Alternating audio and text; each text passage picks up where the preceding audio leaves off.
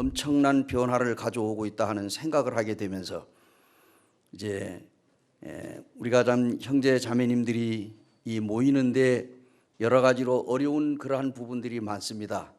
생활하시는데도 어렵고 가정 생활이나 여러 가지 그 직장 생활이니 교회 생활 어려운 가운데 우리가 살아가고 있습니다.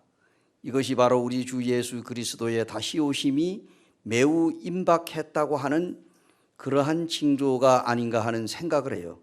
그래서 어떤 형제님이 저에게 이런 얘기를 했어요. 얼마 전에 이제 만났는데 이 코로나 사태로 인해 가지고 우리 주님이 이 시대에 오시지 않겠느냐 그런 이야기를 하더라고요. 그런데 사실 성경에는 주님께서 이러므로 너희도 예비하고 있으라 생각지 않은 때에 인자가 오시리라 그랬습니다. 그래서 우리가 전혀 생각하지 않은 때에 갑자기 오신다는 얘기예요. 그러니까 우리가 언제 어디서 어떠한 상황에 있을지라도 주님이 오실 때 무슨 천둥번개가 치는 것도 아니고 우리가 평상시에 생활하던 가운데서 어느 날 갑자기 주님이 공중에 오신다는 얘기입니다. 그래서 우리가 항상 준비하는 마음으로 살아가야 되겠죠. 오늘은 우리가 이제 고린도전서 11장 23절에서 26절에 나와 있는 아주 잘 아는 말씀인데 이 말씀을 이제 같이 한번 봉독을 하시고 이제 시간이 이제 한 꽤 많이 지났죠. 어쨌든 주님이 허락하신 대로 하고 마치는 시간을 갖겠습니다. 자, 이 고린도전서 11장 23절에서 26절 내가 너희에게 전한 것은 주께 받은 것이니 곧 주 예수께서 잡히시던 밤에 떡을 가지사 축사하시고 떼어 이르시되 이것은 너희를 위하는 내 몸이니 이것을 행하여 나를 기념하라 하시고 식후에 또한 그와 같이 잔을 가지시고 이르시되 이 잔은 내 피로 세운 새 언약이니 이것을 행하여 마실 때마다 나를 기념하라 하셨으니 너희가 이 떡을 먹으며 이 잔을 마실 때마다 주의 죽으심을 그가 오실 때까지 전하는 것이리라. 26절까지를 봉독을 했습니다. 이 예식이 무슨 뜻이냐? 출애굽기 12장 26절에 보면은 하나님께서 그 모세에게 그렇게 말씀을 했습니다. 이 백성들이 이 유월절 예식을 이제 정하셨습니다. 그래서 이스라엘 백성들에게 이 절기를 대대로 지켜줄 것을 당부를 했습니다. 그래서 이제 그 후손들이 이스라엘 백성들이 후손들이 훗날에 유월절이라고 하는 이 날이 무슨 날이냐고 묻거든 이렇게 이야기를 해주어라 하고 하나님께서 모세에게 말씀을 했습니다. 그래서 이 예식이 무슨 뜻이냐? 오늘 제목은 주 예수님의 성만찬입니다. 우리가 이 만찬을 모르는 것이 아닙니다. 이 만찬이 얼마나 우리에게 중요한 것인가, 그리고 이 만찬이 우리에게 얼마나 소중한 것인가를 함께 생각해 보고자 하는 마음이 있습니다. 이제 이 질문은 오늘날에도 우리들에게 자주 일어나고 있는 질문인데요. 이 첫 번째 유월절부터 주의 만찬에 이르기까지 이 질문은 계속해서 내려오고 있습니다. 이 애굽에 있었던 이스라엘 백성들에게 유월절이 있었다고 하면은 예루살렘에 계셨던 우리 예수님에게는 이 성만찬, 이 만찬이 주님의 만찬이 있었다 하는 이야기입니다. 그래서 우리는 이 두 가지 예식이 이 세대를 거슬러 올라가게 되면 결국은 한 가지 모습 속에서 나오는 것을 알 수 있습니다. 이제 예수님께서 이 유월절은 우리가 잘 아는 대로 이스라엘 백성들이 애굽에서 이제 나올 때에 하나님께서 10가지 재앙 중에 마지막 재앙으로 이제 그 양을 잡아가지고 이스라엘 백성들에게 그래서 문인방 좌우 설주에 바르게 함으로 어떤 이스라엘 백성들이 누구든지 이제 그 문에 바르고 그 방 안에서 꼼짝하지 말고 재앙이 지나갈 때까지 기다려라, 이렇게 하나님께서 말씀을 하셨잖아요.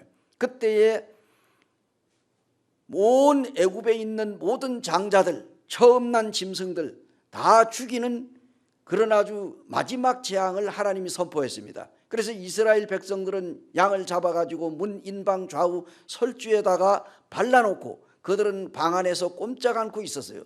그때 죽음의 천사가 칼을 들고 나타나가지고 애굽의 온 전역을 다니면서 문 인방 좌우 설주에 피가 발라져 있지 않는 집은 전부 다 장자들을 쳐서 멸망을 시키고 모든 첩번난 짐승들을 다 죽였어요. 그런데 문 인방 좌우 설주에 그 양의 피를 발라 놓은 그 이스라엘 모든 집들은 그 재앙이 넘어갔습니다. 그래서 유월이라고 하는 말은 이제 이 유자에 멀 유자, 넘을 월자, 그래서 이 멀리 넘어간다 하는 의미를 가지고 있는 것을 유월절이라고 얘기합니다. 그래서 멀유에 넘을 월, 그래서 이 재앙이 이스라엘 백성들에게서는 멀리 넘어간다 하는 의미에서 유월절이라고 하는 절기가 생겨났습니다. 그래서 우리 하나님의 아들 우리 주 예수 그리스도도 이 유월절 예식을 지키셨어요. 주님이 십자가에 못 박히시기 전, 주님이 잡혀가시기 전까지도 우리가 요한복음 13장에 나오듯이 예수님이 이 유월절을 지켰잖아요. 그리고 예수님은 유월절 어린 양으로서 십자가에 못 박혀 돌아가셨잖아요. 이것을 제가 지금 말씀하려고 하는 것이고, 우리가 이 유월절이라고 하는 의미와 또 성찬에 대한 의미, 이 만찬, 조금 전에 우리가 만찬을 행했잖아요. 이제 이 성경에 나오는 이러한 모습들, 성경에는요 예수 그리스도의 고난과 죽음에 관해서 말씀했는데, 이 신약 성경에는 실제적으로 이 예식과 관련된 말씀들이 여러 부분에 나와 있습니다. 즉 말하면 이제 사복음서에 나와 있어요. 마태, 마가, 누가복음에 나와 있고, 그리고 요한복음에도 짧게는 있지만은 6장에 나와 있어요. 6장이 마지막 절에 예수님께서 그 하신 말씀 나오시죠. 거기에서 이제 예수님이 이 살을 먹고 내 피를 마시지 아니하는 자는 그 속에 생명이 없다. 우리가 이제 만찬에 가끔 인용하는 말입니다. 만찬에 관한 말씀은 아닌데 우리가 이제 그 말씀이 이 만찬과도 연관이 있기 때문에 우리가 그 말씀을 자주 이용을 하고 있죠. 그리고 이제 고린도전서 10장과 11장에 나와 있습니다.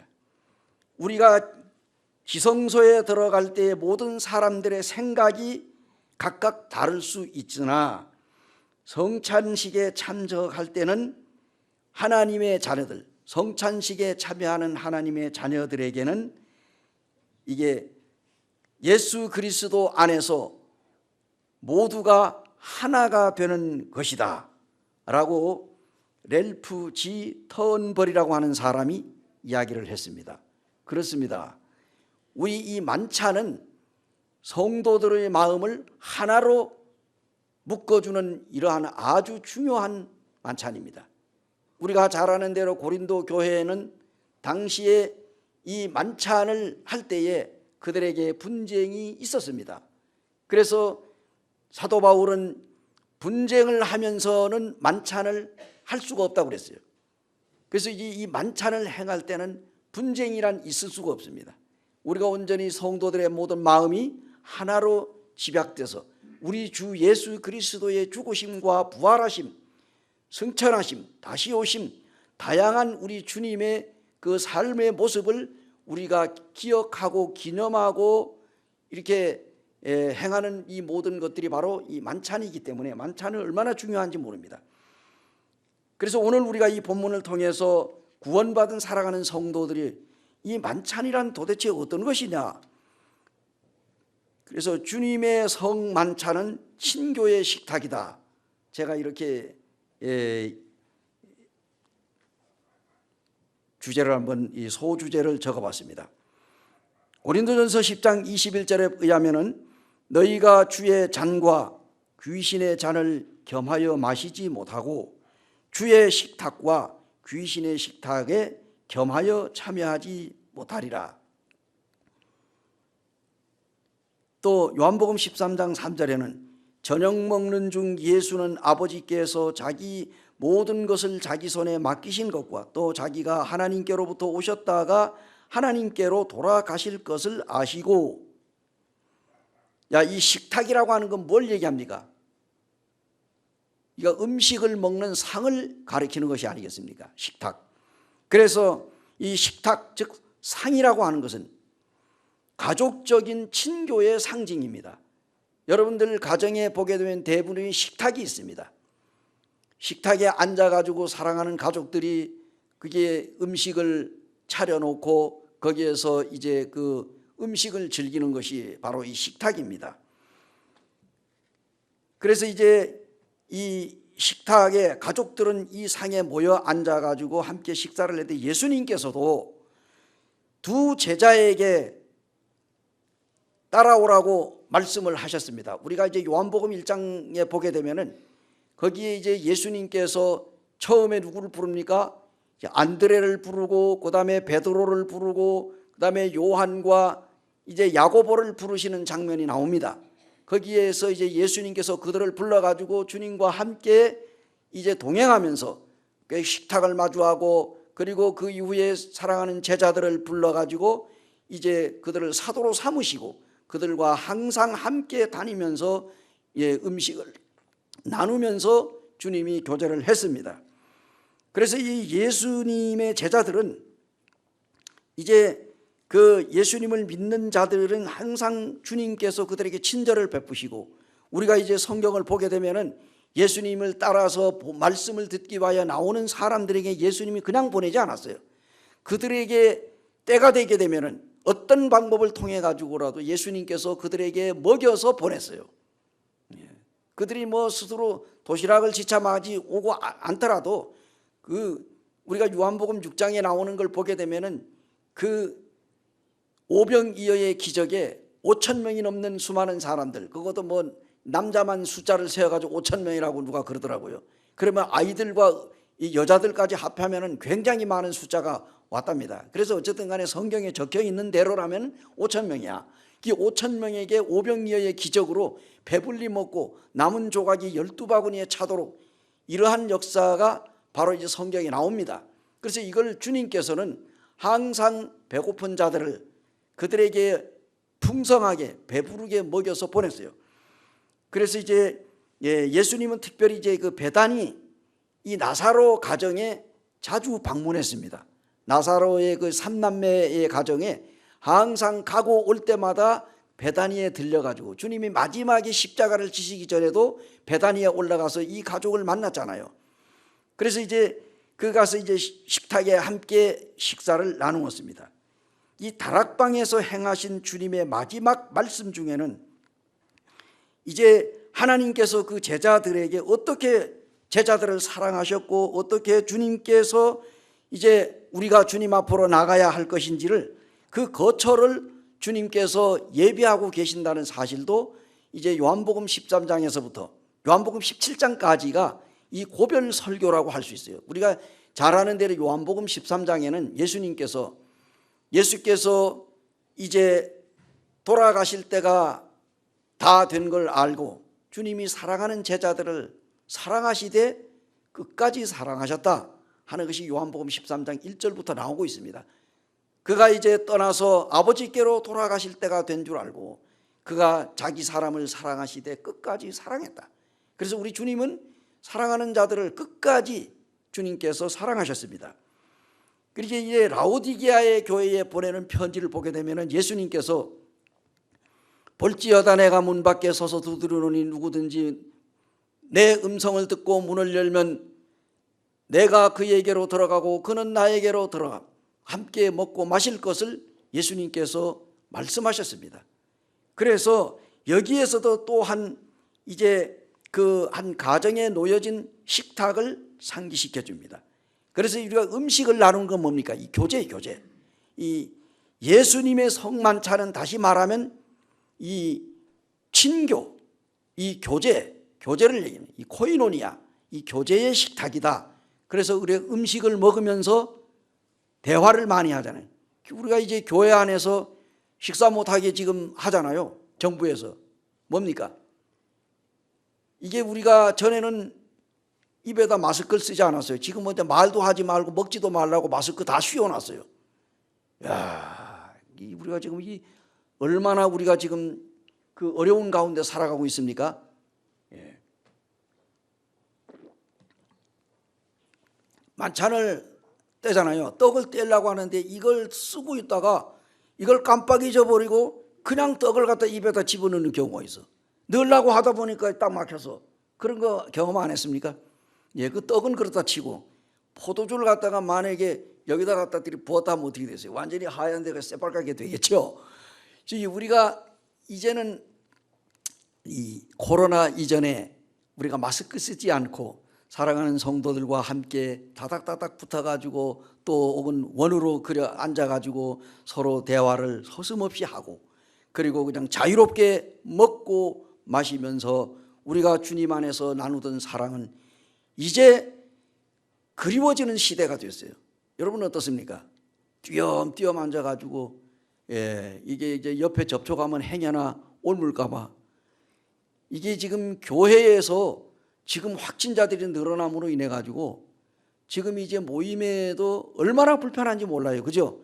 그런데도 불구하고 사랑하는 형제 자매님들이 마스크를 쓰고 믿음으로 주님 앞에 나와서 예배를 드린다고 하는, 그렇다고 해서 뭐 나오지 않은 사람은 믿음이 없다 그런 얘기가 아닙니다.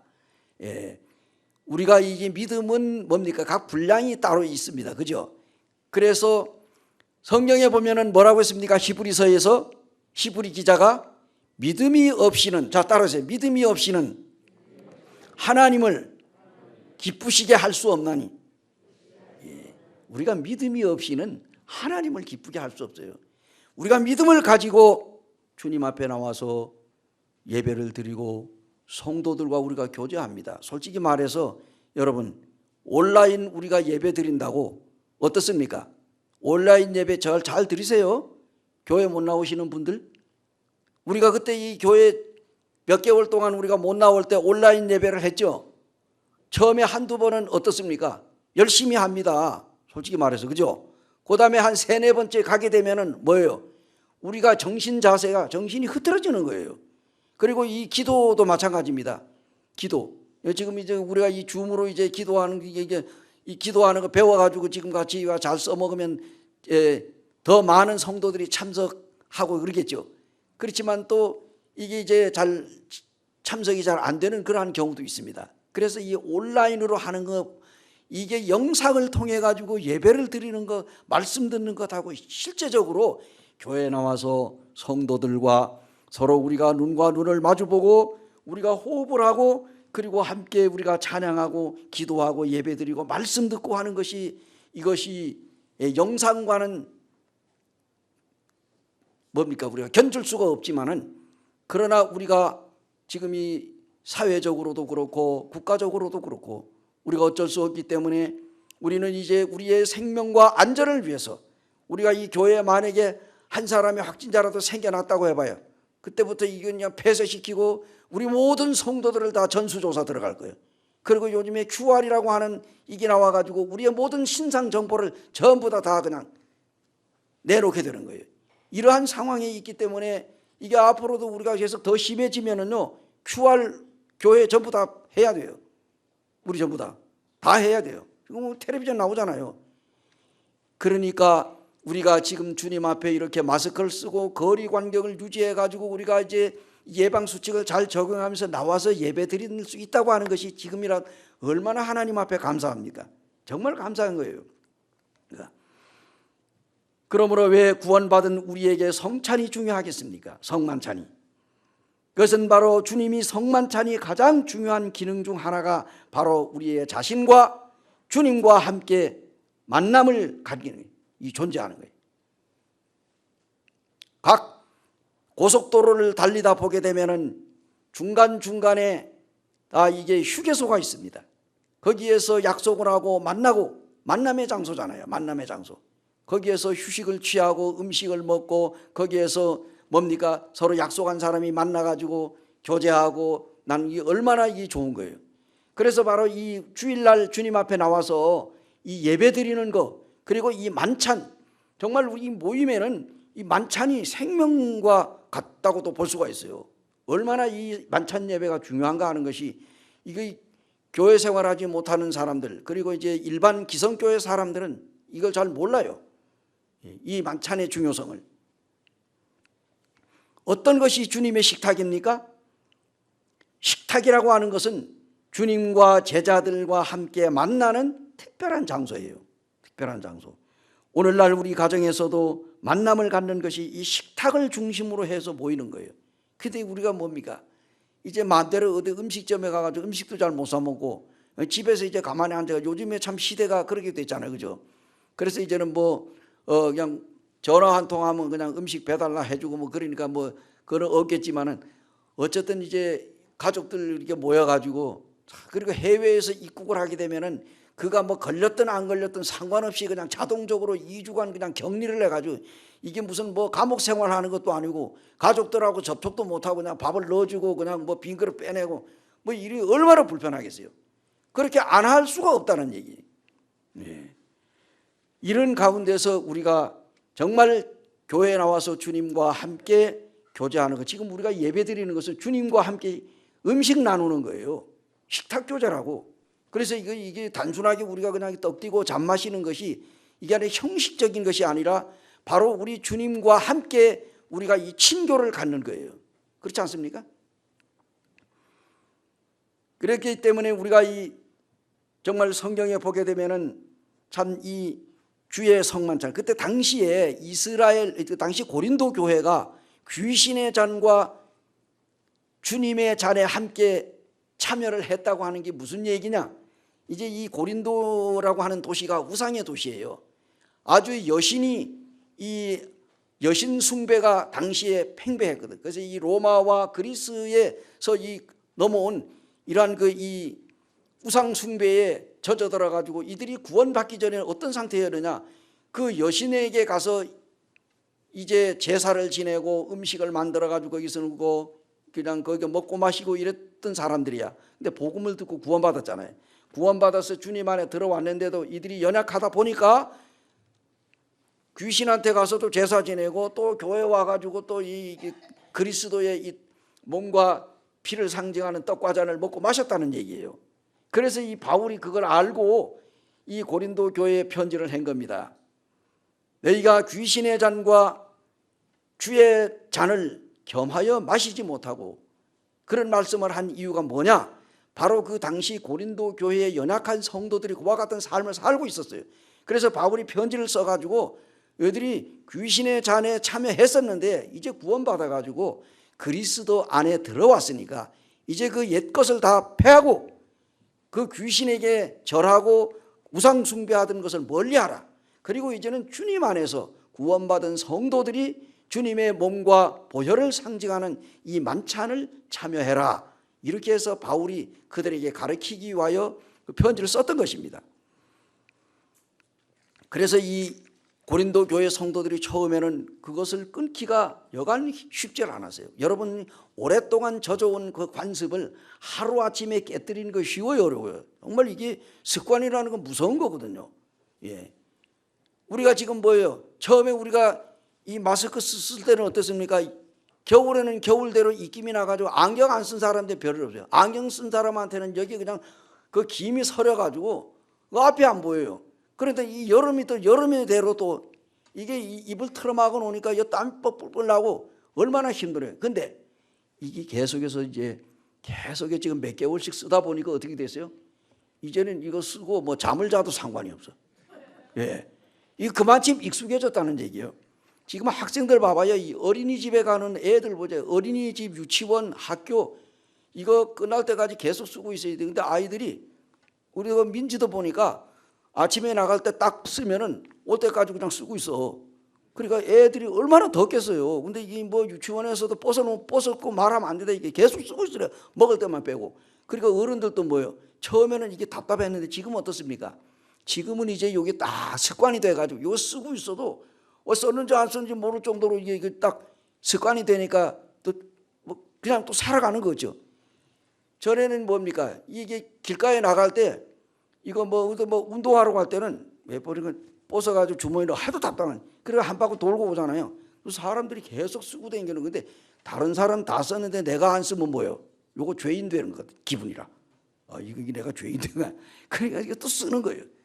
예. 그래서 우리도 이제 여기에 성경에도 보면은 정말로 우리가 주님 앞에서 드려지는 이 예배, 그러니 이 고린도 교회 성도들이 그와 같은 그 관습에 깊이 젖어 있다가 주님 앞에 돌아와 가지고 이제 주님과의 삶을 살아가려니까 그들이 쉽게 이것이 바뀌질 않는 거라. 그래서 우리도 마찬가지. 우리도 이제 구원받고 나면은 구원받기 이전의 모습들이 자꾸 되살아나는 거예요. 그래서 이것을 정말 바뀌는 데는 많은 시간이 걸립니다. 예. 그리하여 이제 우상 숭배하는 일을 피하라고 사도 바울이 고린도 교회 성도들에게 강력하게 경고를 했습니다. 그들은 이제 과거를 청산할 용기가 없었는데 그러나 분명한 결단을 통하여 귀신의 상과 정반대되는 주님의 상으로 돌아갔다고 하는 것이 바로 고린도전서 10장 21절에 나와 있는 대로 그들이 이제 주님 앞에서 주님의 만찬상을 귀하게 여겼던 것입니다. 그러므로 주님의 성만찬은 주님의 자녀들의 식탁이다, 그런 얘기입니다. 우리가 가정에서 가족들이 식탁 중심으로 모이는 것처럼 하나님의 자녀들은 이제 주님의 상을 중심으로, 그래서 예전에는요, 지금 우리는 이렇게 이제 의자를 놓으니까 가운데다 놓아서 좀, 예전에 우리가 방석에 앉아가지고 예배를 드렸대. 이 70년대, 60년대, 70년대 모임에 어떻습니까? 방석을 놓고 동그랗게 둘러 앉아가지고 그 가운데다가 만찬상을 딱 놓고 만찬상을 중심으로 해가지고 빙 둘러 앉아가지고 예배를 드렸어. 그런데 지금은 이제 우리가 그러니까 예배당을 건축하고 이제는 더 이게 허리도 아프고 다리도 아프고 하니까 이렇게 의자를 놓고 이 착상을 해서, 그러니까 그 가운데 놓을 수가 없으니까 우리가 앞에다 놓고 하잖아요. 그러니까 이 당시에 이스라엘에 우리가 이제 이 만찬에 관한 그림을 봐도 이렇게 이제 원탁형으로 딱 이렇게 해서 예수님이 이제 가운데 앉고 거기 이제 이렇게 쭉 제자들이 12명의 제자들이 이렇게 중심으로 예수님을 팔아먹은 가룟 유다까지 해서 예수님 13명이 이게 모여 있어서 그 만찬을 행하는 그 그림을 아마 본 적이 있을 것입니다.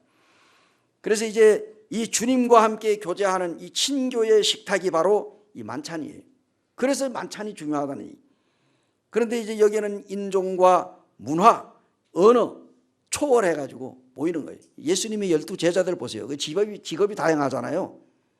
어부도 있고 뭐 세금 받아먹던 그런 뭐 세무사 직원도 있고 거기에는 뭐 아주 또 별의별 이 다양한 사람들이 모였습니다. 그런데 그들이 가끔 보면 성경에 보면은 서로 네가 크냐 내가 크냐 뭐 싸움도 하는 장면이 나와요. 다투는 장면도 나오지만은 이게 예배 드릴 때 그들이 정말 주님 앞에서 하나가 돼가지고 예배를 드리고 그랬던 모습들이 성경에 이제 보이게 됩니다. 그래서 이제 오직 하나의 식탁만이 존재하는 것입니다. 성경에 뭐 한 몸이라고 그러죠. 한 몸. 떡이 하나요 많은 우리가 한 몸이니 이는 우리가 다 한 떡에 참여함이라. 그래서 우리가 지금 여기에 이 코로나로 인해 가지고 우리가 이제 떡을 들고 그냥 뭐 손으로 막 대면 이 사람도 뛰고 저 사람도 뛰고 하니까 이게 또 조금 위생상으로 좀 그렇다 해서 아예 그냥 이 떡을 준비해 가지고 오는 그 성도가 아예 그냥 하나씩 집어 먹을 수 있도록 다 갈라 가지고 딱딱딱딱 놨습니다. 그래 가지고 딱 갖다 놓고 우리가 나누어서 분배를 하잖아요. 그러니까 자기가 딱 어느 게 더 큰가 어느 게 더 작은가 해서 이걸 갖다 이거 저거 갖다가 이거 뭐 손으로 갖다가 말을 가지고선 과일 고르듯이 그렇게 하면 되겠어요? 안 되겠잖아요. 딱 자기 차례가 오면 딱 보고 내가 요걸 집어야지 해가지고 딱 집어가지고 딱 먹는 거예요. 그러지 뭐 이거 집었다 놓고 저거 집었다 놓고 어느 게 큰 건가 이거 배도 고픈데 해가지고 큰 거 막 먹으려고 하면 되겠습니까? 안 되잖아요. 그죠? 그래서 우리가 어쨌든 간에 이런 식으로 해가지고 이 주님의 성찬은 그야말로 이 만찬은 주님 믿고 구원받은 성도들을 중심으로 해서 그래서 모여가지고 함께 떡을 떼는 거예요.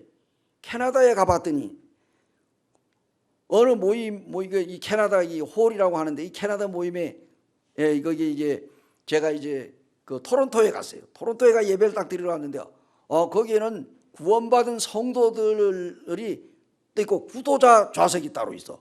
그리고 구도자들은 저쪽 구석에다가 의자를 놔놨더라고. 구도자들은 그야말로 예배 드리는 거 구경하는 거예요. 구도자들은 저쪽에 딱 따로 놓고 성도들은 이쪽에 놓고 그래가지고 아저에서 그들이 이제 예배를 드리는 거예요. 그러는 모습을 봤어요. 예. 그러나 우리가 지금 이제 이 교회 안에서는 정말 구원받은 사랑하는 성도들이 이 주님의 식탁인 바로 이 만찬에 함께 참여하는 것입니다. 주님의 식탁은 믿는 우리를 하나로 만들어주는 거예요. 하나.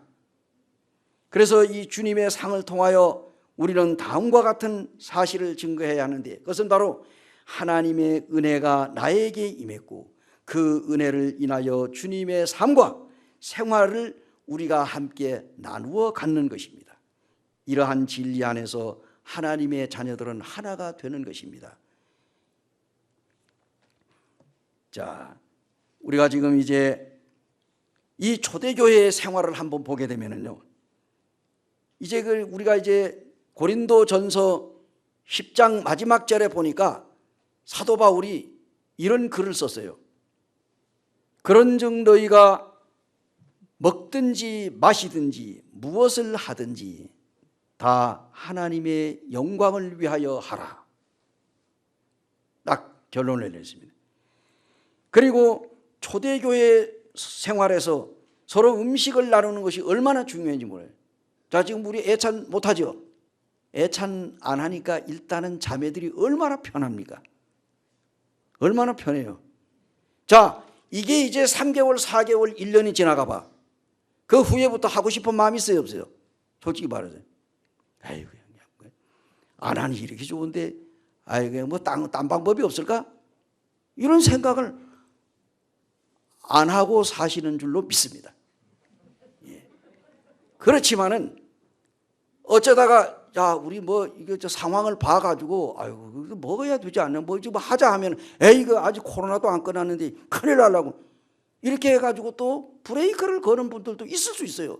이게 만에 하나라도 걸리면 어떡하나? 이래가지고 못하고 그러면 그러면 간식이라도 뭐 어떤 몇몇 자매님들이 또 간식을 해가지고 그 멀리서 왔던 사람들이 가는데 들고 가서 먹든지 아니면 뭐 한쪽 구석에서 뭐 거리 간격을 유지해서 먹든지 이렇게 하잖아요. 근데 이 간식이라도 주니까 그것도 먹으면서 뭡니까? 마스크를 뭐 뽑고 하긴 하지만 해가지고 서로 대화 잠깐 하잖아요. 그죠? 그게 얼마나 이게 교제가 좋은 거예요. 짧지만은. 그런데 이제 요것마저도 못하게 했어. 자, 예배는 뭡니까? 일반 기성교회는 주일 예배도 예배요, 수요일 예배도 예배요, 금요일 예배도 예배입니다. 맞아요? 학생들 모이는 것도 예배요, 청년들 모이는 것도 예배, 무조건 예배야. 그런데 우리는 뭐예요? 주일 예배만 예배, 수요일은 말씀 집회, 금요일 기도 집회 이렇게 딱 구분해 놓으니까 어떤 현상이 일어나요? 야, 이게 주일날 예배만 드리고 나머지는 전부 다 금지하라고 했으니까 다 금하자. 그래가지고 우리가 지금 뭐 기준이 없어. 그러니까 혼돈이 와. 그런데 어떤 그들 보니까 그 어떤 기성교회에서 딱 지금 총리가 와가지고 한 얘기를 거기다가 딱 실었더라고. 그래서 제가 이제 밴드에다 하나 올렸는데 이제 그렇다고 하면은 우리가 수요일 모이는 것도 뭡니까? 예배예요. 그래서 이게 여기다가 우리가 딱 해놨잖아요. 요 안내 여기에다가 요거 해놨는데 뭐 이게 뭐 수요일이 예배야? 이런 생각하지 마세요. 이거 여기에 글 올려놓은 거 말 바꿔 놨다고 여기 뭐 또 왜 이런 거 이렇게 해놨냐 하지 마세요. 다 우리의 편리를 위해서 한 것일 뿐입니다. 자, 우리가 여기 뭐 수요일날 말씀 집회, 기도 집회 이거 못합니다. 근데 기도 집회는 또 와서 우리가 모여가지고 또 뭐 말해야 되고 뭐 하니까 이 제재를 하니까 우리가 영상으로 하자. 그래서 온라인 기도회를 하지만은 우리가 주일 예배 그리고 수요 집회 우리가 이제 모입니다. 그리고 소그룹을 자제하라는 거예요. 소그룹에서 자꾸 생겨나니까. 예, 그래서 우리가 이걸 나라에서 말하는 것을 우리가 다 정말 방역 수칙을 철저하게 지켜가면서 우리가 모인단 말이에요. 그래야지 혹이나 뭐 여기 와가지고 누가 공무원들이 왔다든가 누가 와서 이 교회는 뭐 방역 수칙을 잘 지키나 해가지고 여기 혹시 왔다고 그래. 왔을 때 우리가 방역 수칙도 제대로 안 지키고 하면은 그 사람들이 또 제동을 걸 수도 있다는 얘기입니다. 그래서 우리가 할 수 있는 걸 하고 나라에서 원하는 거 우리가 철저히 지키면서 교회가 뭐 하나님 믿는 사람들이 뭐 법도 안 지키고 이렇게 나오면 어떻게 되겠어요? 우리가 복음 전하는데 어려움을 겪는다. 그래서 우리는 방역 수칙을 철저하게 지켜가면서 우리가 이제 주님 앞에 모여서 믿음으로 예배를 드리고 말씀을 집회에 우리가 수요 집회를 참석하고 하게 될 때 주님도 역사하시고 도와주신다, 그런 얘기입니다. 그래서 이렇게 우리가 이제 이 교회 안에, 그런데 이 초대 교회에는요, 이 애찬과 이 만찬을 구분하지 않았어요. 여러분 사도행전 2장을 한번 보세요. 거기에 보게 되면은 그들이 정말로 서로 떡을 떼고 뭐 음식을 나누고, 그러니까 이 애찬이 그냥 동시에 그냥 이 애찬, 이 만찬과 애찬을 같이 그냥 끌어가는 겁니다. 그런데 이것이 이제 고린도 교회에서도 보면은 문제가 있었어요. 부자는 잔뜩 가져와 가지고 그냥 배가 터지도록 먹고 그냥 뭐 술을, 그 포도주를 그냥 아주 그냥 뭐 그냥 취하도록 막 마시고, 또 이제 이 종들, 당시에는 종들이 많았잖아요. 이 가난한 사람들은 먹을 게 없는 사람들 와가지고 그냥 그 먹는 거 그냥 하고 구경만 하고 이거 쳐다보고, 그냥 굶는 사람은 그냥 쫄쫄 굶고 먹는 사람 배불리 먹고, 이런 현상이 고린도 교회에 있었어요. 그 이야기를 듣고 바울이 글을 썼잖아요. 네? 너희들이 마실 집이 없어가지고 교회 와가지고 너희들이 이런 짓 하느냐? 내가 싸가지고 왔으면 이 정말 초대교회 예루살렘 교회 성도들처럼 그저 니것 내 것 없이 막 나누어 먹고 이렇게 했으면 문제가 없는데, 이 고린도 교회는 뭐냐? 이게 뭐예요? 니가 먹고 내 건 내가 먹는 식으로 그냥 막 뭐 그래가지고 교회가 분쟁이 일어났어요. 그래서 너희가 이런 분쟁 가운데서는 정상적인 만찬을 행할 수 없다. 그래서 아마도 점차적으로 애찬이 사라지게 되고 만찬만 행하지 않았냐. 그런데 실제적으로는 이 애찬은 만찬과 함께 이게 예배로 볼 수가 있다. 그런데 이게 점차적으로 사라졌어요. 그러나 우리는 이제 애찬이 뭡니까? 애찬은 이제 여기 소위 말하면 아가페, 사랑의 음식이야. 사랑의 음식. 애찬이라는 이름이 뭐가 붙었습니까? 우리가 점심 먹는다 그렇게 얘기 안 하잖아요. 애찬 하잖아요. 이게 뭐냐? 사랑의 음식을 나누는 거야. 그걸 먹고 마시면서 성도들이 즐거워하고, 이 음식을 뜨거운 여름에 자매님들이 그냥 돌아가면서 그냥 땀을 뻘뻘 흘리면서 할 때, 어이구 이게 뭐, 야 애찬 안 하면 안 되나? 이거보단도 정말로 땀을 흘리고 내가 수고한 이 사랑으로 음식을 만들었을 때에 사랑하는 형제 자매님들이 즐거운 마음으로 먹는 모습을 보면서 하나님 앞에 감사하는 그런 즐거운 마음으로 아마 애찬 당번들이 그렇게 애찬을 했을 겁니다. 이거 지겨워. 그 참 가난한 집 제사 돌아오듯이 왜 네 애찬이 그렇게 자주 돌아오는 거요? 벌써 내 차례요? 이렇게 하면은 어떻게 되겠어요? 즐거운 마음보다도 이 귀찮은 거라. 애찬이 귀찮으로 되는 거예요. 그러나 정말로 주님이 나에게 이렇게 주셨다. 그러니까 이게 성도들에게 지극정성으로 좋은 것들로 음식을 만들어 가지고 차려놓을 때 성도들이 즐거운 마음으로 먹는 거 보면서 애찬을 준비한 사람들은 그냥 얼마나 마음이 기쁨이 있습니까? 이것이 바로 주님의 식탁 중에 하나가 들어간다는 얘기입니다. 그래서 주의 성만찬은 주님의 자녀들의 무엇이다? 식탁이다. 예수님께서 이 성찬은 주의 만찬을 정했어요. 어떤 형제님이 이런 얘기했습니다. 초대교회에 이 사도행전 2장 42절 쭉 보게 되면 그들이 뭡니까? 사도들의 가르침을 받고 떡을 떼고 또 그들이 기도하고 교제하고 하던 이것이 초대교회 성도들의 모습인데, 지금 뭡니까? 코로나가 터지면서 그거 할 수 있어요? 못해요? 못하게 됐어요. 지금 우리는 이런 상황이 있습니다. 그래서 우리는 지금 그렇게 소모임에 이렇게 못한다 할지라도 우리가 뭡니까? 거리는 멀어도 마음은 가까이. 이 표현은 얼마나 좋은지 몰라. 그런데 거리가 멀어지니까 마음도 멀어져요. 안 그렇습니까? 거리는 멀더라도 마음은 가까워야 되는데 거리가 멀어지니까 저 성도하고 내하고 이 마음도 멀어져 버려요. 이거 안 되잖아요. 가까이 온. 그러기 위해서 어떻게 돼? 전화하시고 꼭 뭐 교회 장로들 사역하는 사역자만 성도들 찾아다니면서 신방하고 전화해야 됩니까? 내 사랑하는 가족들이라고 생각한다면은 눈에 안 보이게 되면은 젊은이들은 젊은이, 또 연세 드신 분이 오셔서 아이고 저 잘 지내는가, 교회 안 나오네, 아이고 저 뭐 보고 싶네 하고 전화 한 번씩 하세요. 제 말이 틀렸나요? 예, 꼭 제가 일일이 다 그냥 찾아가 가지고 교제하고 이래야 되나요? 우리 형제 자매님들이 한 가족이라고 하면은 안 보이게도 아이고 그 아무개 형제가 그 안 보이네, 그런 마음이 있으면은 전화 한 번 하는 거, 아이고 안 보입니다. 어떻게 뭐 아프지는 않으세요? 잘 지내요? 전화 한 번 하면 되지, 그죠? 그게 신방이요. 꼭 찾아가 가지고 뭐 뭘 하면 더 좋지. 찾아가서 뭐 1대1로 만나 가지고 하면 더 좋지. 지금은요 찾아오는 것도 싫어해요. 그렇지 않습니까? 뭐 때문에? 요 코로나 때문에. 혹시나 옮을까 봐. 그러지 않아요? 근데 아이고 오세요 오세요 하는 사람들이 열이면 한두 사람이 오라 할 수는 있는지, 뭐 아이고 와요 괜찮아요 하는 사람이 있을 수 있겠죠. 만약에 내가 어떤 그 형제 자매한테 간다 하면 오지 마세요 하지는 안 하겠지. 어쨌든 그렇지만 우리가 이제 예의상으로 또 혹이란, 그러니까 그런 줄 아시고 참 못하더라도 이해하시고 그리고 전화 서로 주고받고 이렇게 교제 나누시기 바랍니다. 끝으로 이제 뭐냐, 자 이게 이제 주의 성찬은, 이 성만찬이 주님을 기념하는 식탁이라는, 기념하는 식탁이. 내가 너희에게 전한 것은 주께 받은 것이니 곧 주 예수께서 잡히시게 된 그 밤에 떡을 가지사 축사하시고 떼어 이르시되 이것은 너희를 위하는 내 몸이니 이것을 행하여 나를 기념하라 하시고, 고린도전서 11장 23, 24절에 나옵니다.